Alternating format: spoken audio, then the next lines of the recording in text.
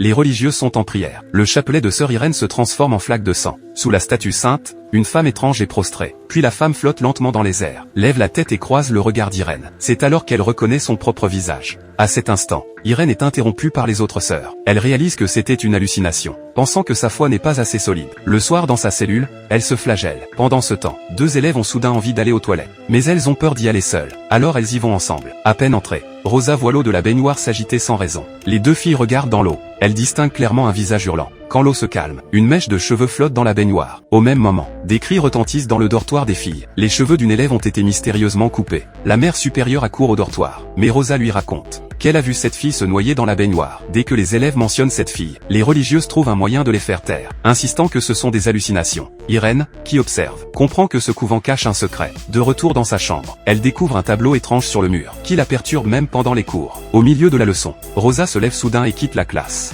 Alors que les élèves s'interrogent, elle voit sur le tableau noir le nom de Rosa apparu mystérieusement. Irène se souvient de ce qu'avait dit Rosa. Celui dont le nom apparaît sur le tableau sera maudit. Elle se précipite pour chercher Rosa. Irène fouille de la cave à la chapelle, sans trouver trace de Rosa. C'est alors qu'une faible voix résonne du confessionnal. Elle reconnaît la voix de Rosa. Quand elle entre dans le confessionnal, des yeux apparaissent soudain à la fenêtre. D'innombrables mains surgissent pour la saisir.